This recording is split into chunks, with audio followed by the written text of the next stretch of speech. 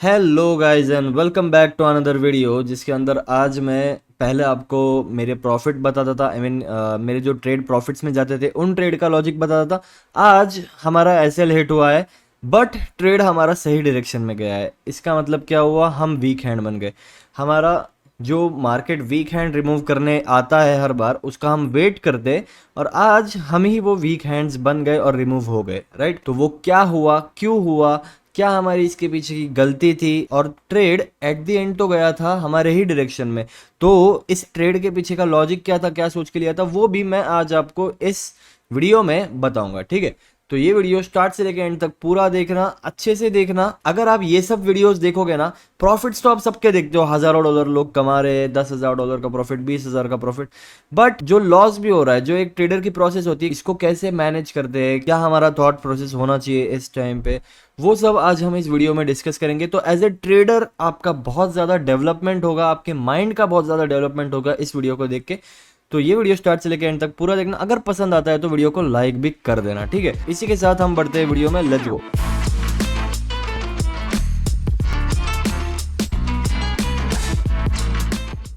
Okay guys, तो यहाँ पे आप ये स्क्रीन पे ट्रेड देख रहे हो। ठीक है, इसका MT5 का स्क्रीनशॉट मैंने स्टार्टिंग में भी डाला था, फिर से आपके स्क्रीन पे आ जाएगा कि यहाँ पे कहीं हमारी एंट्री हुई और ऊपर हमारा एग्जिट हो गया। क्यों?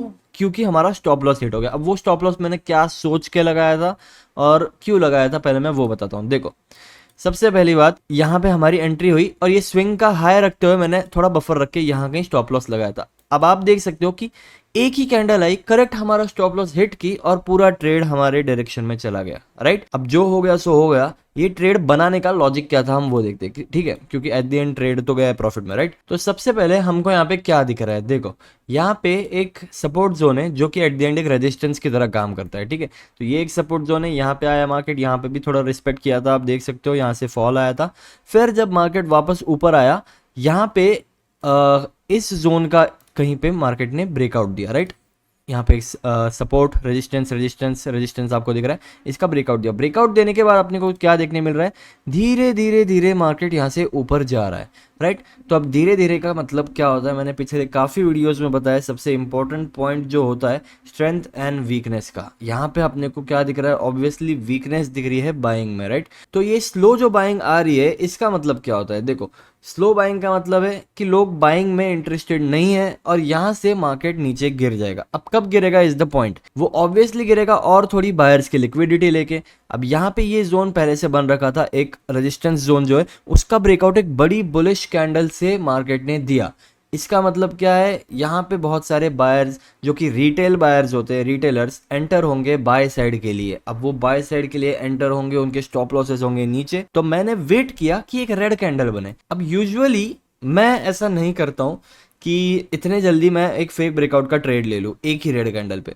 मुझे क्या करना था, यहाँ पे मुझे एक रीटेस्ट का भी वेट करना था। ये जो रीटेस्ट हुआ है, इसके बाद जो और बायर्स एंटर होंगे उनको ट्रैप करते हुए मार्केट नीचे जाएगा। बट मैंने यहीं पे कहीं पे ट्रेड ले लिया, एग्जैक्टली आपको अगर बताओ तो यहीं पे कहीं पे मैंने ट्रेड ले लिया और ये स्विंग के ऊपर का मैंने यहाँ पे कहीं एसएल लगा दिया। अब हुआ क्या, मार्केट ने रीटेस्ट किया और फेक ब्रेकआउट वाले जो सेल साइड के फ्रेश सेलर्स आए हैं ना, उनको मार्केट ने रिमूव कर दिया, जिनको हम बोलते हैं वीक हैंड्स रिमूवल। और उन वीक हैंड्स में हमारा भी एक हैंड था जो कि रिमूव हो गया और हमारा स्टॉप लॉस हिट हो गया। राइट, अब अगर मैं उस टाइम पे मेरा ट्रेड मैनेज करता रहता तो मैं क्या करता, देखो मेरा स्टॉप लॉस हिट हो गया, जब वापस नीचे जाने लगा है मेरा एक और कॉन्फर्मेशन हो जाता और मैं री एंटर कर लेता।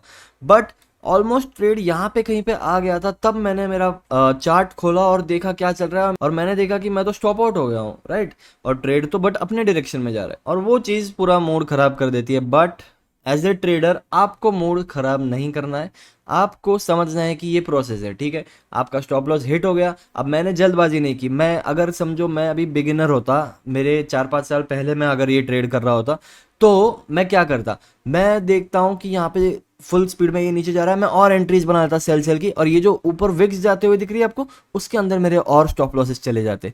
राइट, अगर मैं थोड़ा और नीचे आ गया, चलो यहाँ पे ब्रेकडाउन हो गया, यहाँ बना लेता हूँ, थोड़ा नीचे जाता, यहाँ पे आके मेरा स्टॉप लॉस हिट कर देता।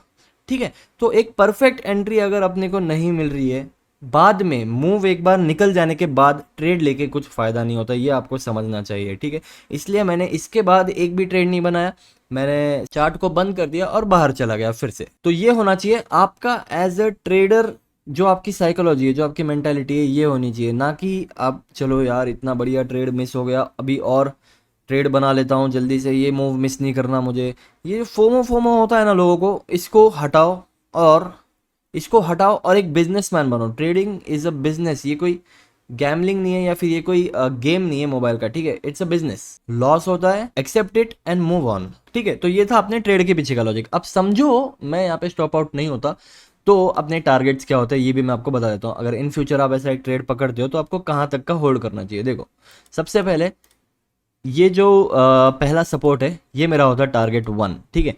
ये कितना है, अगर हम देखेंगे ये ऑलमोस्ट 58 पिप्स है, ठीक है। ये होता हमारा टारगेट 1। जैसे ये हिट होता, मैं मेरा जो स्टॉप लॉस है थोड़ा मेरे एंट्री के नीचे यहाँ कहीं लाके रख देता, ठीक है, मेरे एंट्री के नीचे। उससे क्या होगा, अब मुझे होल्ड तो करना है ट्रेड, बट अगर समझो मेरे ऑपोजिट ट्रेड जाता है तो मैं लॉस में एंड नहीं करूंगा, थोड़ा बहुत प्रॉफिट में ही एंड करूंगा, राइट। ये हो गया हमारा टारगेट 1। टारगेट 2 हमारा होता है ये जो नीचे मैंने सपोर्ट ऑलरेडी बना रखा है, ये होता हमारा टारगेट 2, जो कि है ऑलमोस्ट 100 पिप्स। 100 पिप्स पे मैं क्या करता है, ये जो मेरा टारगेट 1 है यहाँ तक मेरा ट्रेलिंग स्टॉप लॉस लेके आ जाता, ताकि मुझे एटलीस्ट टारगेट 1 मिल जाए।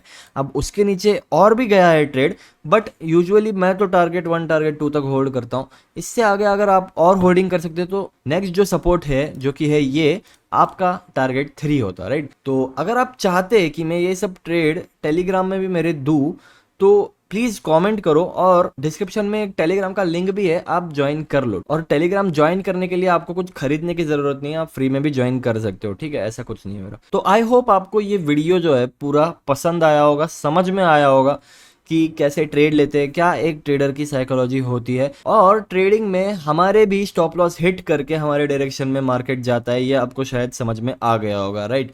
तो आप अकेले नहीं हो जिनके साथ ये सब होता है।